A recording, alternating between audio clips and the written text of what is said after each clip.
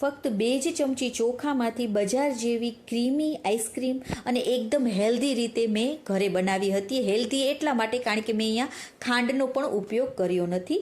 તો તેની માટે આપણે જાડા તળિયાવાળી એક તવી લઈ લેવાની છે. તેમાં આપણે થોડું પાણી નાખશું અને સાથે 1 લીટર જેટલું ફૂલ ફેટ ફૂલ મલાઈવાળું દૂધ જ લેવાનું છે. તો મેં અહીંયા અમૂલનું ગોલ્ડ જે ભેંસનું દૂધ આવે છે ને તે લઈ લીધું છે. હવે તેને આપણે ગરમ કરવાનું છે. હવે 2 ચમચી જેટલી મોટી ચમચી ભરીને મેં બાસમતી ચોખા લીધા છે. તમે આની જગ્યાએ ગમે તે ચોખા લઈ શકો છો. તો તેને આપણે 2 થી 3 વાર ધોઈ લઈશું. સાથે હવે આપણે 10 થી 12 કાજુ નાખી દેવાના છે. સાથે એક મુઠ્ઠી ભરીને મીન્સ કે 10 થી 12 જેટલા મેં મખાના લીધા છે. મખાના ના હોય તો તમે તેને સ્કીપ પણ કરી શકો અને તેની જગ્યાએ તમે બદામ પણ નાખી શકો. હવે જે આપણે દૂધ ગરમ કર્યું ને તેમાંથી 1 વાટકા જેટલું દૂધને આપણે આમાં નાખવાનું છે ને આ બધાને આપણે તેને 15 થી 20 મિનિટ માટે પલાળી દેવાના છે. ફક્ત 15 થી 20 મિનિટ રાખશો ને ત્યાં જ તમારે એકદમ સરસ એવા પલળી જશે. તો મેં અહીંયા દૂધને પણ જે આપણે ગરમ કરવા મૂક્યું હતું ને તેને પણ મેં બંધ કરી દીધું હતું થોડી વાર માટે. તો 5 થી 7 મિનિટ ચોખાને પલળતા થઈને પછી મેં ફરીથી દૂધ શરૂ કર્યું છે અને હવે આપણે તેને હલાવતા જઈશું અને મીડિયમથી ફૂલ ફ્લેમ ઉપર 5 થી 7 મિનિટ માટે તેને ઉકળવા દેવાનું છે. એટલે મીન્સ કે 3/4 ભાગ જેટલું દૂધ થાય ને ત્યાં સુધી આપણે તેને ઉકળવા દેવાનું છે. તો 15 મિનિટ મારે થઈ ગઈ છે. તો આપણે ચોખા પણ એકદમ સરસ એવા ચોખા કાજુ મખાના પલળી ગયા છે. તો આપણે તેને હવે એક મિક્સર જારમાં લઈ લેશું અને તેની આપણે આવી પેસ્ટ જાડી પેસ્ટ થાય ને તેવી પેસ્ટ બનાવી લેવાની છે. તો જુઓ એકદમ સરસ એવી આપણી પેસ્ટ બનીને તૈયાર થઈ ગઈ છે. તો આપણું દૂધ પણ એકદમ સરસ એવું જો ઉકળી ગયું છે. તો હવે આપણે આ જે પેસ્ટ બનાવેલી છે ને તેને હવે આપણે આમાં નાખવાની છે. તો થોડીક વાર માટે ગેસની ફ્લેમને આપણે ધીમી કરી દઈશું અને પેસ્ટને આપણે નાખતા જઈશું અને એક હાથેથી ચમચા વડે તેને હલાવતા જઈશું જેથી કરીને આપણે આ દૂધમાં ગઠ્ઠા ના રહે. તો બધી પેસ્ટ આપણે આમાં નાખી દેવાની છે. હવે ગેસની ફ્લેમને ફૂલ કરી દેવાની છે અને 1 ચમચી જેટલું મેં અહીંયા એલચીનો પાવડર પણ નાખેલો છે.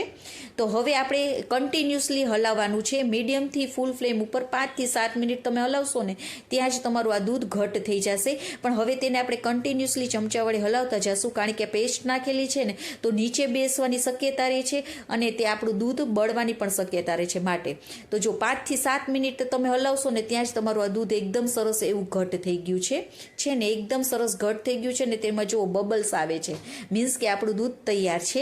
તો હવે તેને આપણે આમાં ગોળ નાખવાનો છે. માટે આપણે ગરમા ગરમમાં ગોળ નહીં નાખીએ. જો તમે ગરમા ગરમમાં ગોળ નાખશો ને તો દૂધ ફાટી જશે. માટે આપણે થોડું ઠંડુ થઈ જાય ને પછી ગોળ નાખવાનો છે. તો જો મારે થોડું ઠંડુ થઈ ગયું છે તો હવે આપણે તેમાં અડધા કપ જેટલો મેં અહીંયા ગોળ નાખી દીધો છે.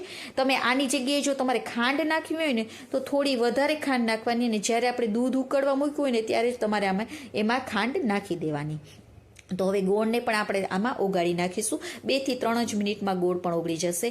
અને તમે આ ચોખાથી તમને એવું લાગે કે એનો સ્વાદ આવતો હશે તો બિલકુલ પણ એનો સ્વાદ નથી આવતો અને એકદમ સરસ એવી આપણે આ કુલ્ફી આ આઈસ્ક્રીમ લાગે છે. તો જો તેનો કલર પણ ચેન્જ થઈ ગયો છે. જો બારે આપણે જે મટકા કુલ્ફી કે ચોપાટી કુલ્ફી મળે છે ને તેવો જ કલર તમારો થઈ જશે. તો હવે તેને એકદમ એવું આપણે ઠંડુ કરી લેવાનું છે. તો જો મેં એકદમ ઠંડુ કરી લીધું છે. તો રહેતા જેમ ઠંડુ થશે ને તેમ આ ઘટ પણ થઈ જશે. તો તમારો આવું ટેક્સચર થઈ જશે છે ને. તો હવે તેને ફરીથી આપણે એક મિક્સર જારમાં લઈ લઈશું અને 4 થી 5 મિનિટ માટે તેને પહેલાં ફરીથી આપણે તેને હલાવી લેવાનું છે. મિક્સરમાં પીસી લેવાનું છે.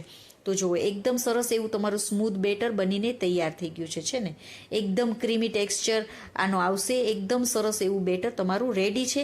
તો હવે મેં અહીંયા એકદમ ફિટ આપણે ઢાંકણાવાળો ડબ્બો હોય ને પ્લાસ્ટિકનો તેમાં નાખવાનું છે. એટલે એરટાઇટ કન્ટેનરમાં તમારે આમાં નાખી દેવાનું છે બધું અને એકદમ ફિટ એવું ઢાંકણું તમારે બંધ કરવાનું. ને જો તમારે આવી રીતે ઢાંકણું ફિટ બંધ ના થતું હોય અને તમને એવું લાગે કે બરફના ક્રિસ્ટલ આમાં જામી જશે તો તમારે શું કરવાનું કે ઢાંકણાની પહેલાં તમારે પ્લાસ્ટિક જે જાડું પ્લાસ્ટિક આવે ને તેનું રેપર લગાવી દેવાનું અને તેને રબર બેન્ડથી બાંધી દેવાનું. અથવા જે દૂધની કોથળી તમારે જે હોય ને તેને પણ તમે સાફ કરીને રાખી શકો. તો 8 થી 9 કલાક તેને ફ્રીઝરમાં રાખી દેવાનું છે અને અથવા આખી રાત પણ તમે તેને રાખી શકો છો. તો મેં અહીંયા આખી રાત તેને રાખેલું હતું.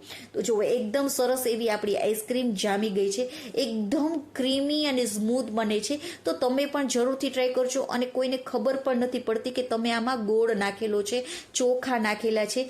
ચોખાથી જ તેની ક્રીમીનેસ, બાર જેવી ક્રીમીનેસ આવશે. જે તમે ચોખા નાખશો ને તેનાથી જ આપણે આ બાર જેવી ક્રીમી બનશે આઈસ્ક્રીમ. અને મારા દીકરાને તો ખૂબ જ પસંદ આવી હતી અને તેને ખબર પણ નહોતી પડી કે આમાં તમે ગોળ નાખેલો છે મેં. તો તમે પણ એકવાર જરૂરથી ટ્રાય કરજો. બાળકોને, તમારા ઘરનાઓને બહારની કેમિકલવાળી આઈસ્ક્રીમ કરતાં ઘરે જ એકદમ સરળ રીતથી ઘરની જ બધી વસ્તુમાંથી તમે તેને બનાવી શકો છો. તો છે ને એકદમ ક્રીમી એવી તમારી આ આઈસ્ક્રીમ બને છે. તો જુઓ એકદમ ક્રીમી એવી આઈસ્ક્રીમ બનશે. તો તમે પણ જરૂરથી ટ્રાય કરજો. તો આવી જ નવી નવી રેસીપીઓ સાથે આપણે ફરી મળીશું. ત્યાં સુધી બાય બાય, જય માતાજી.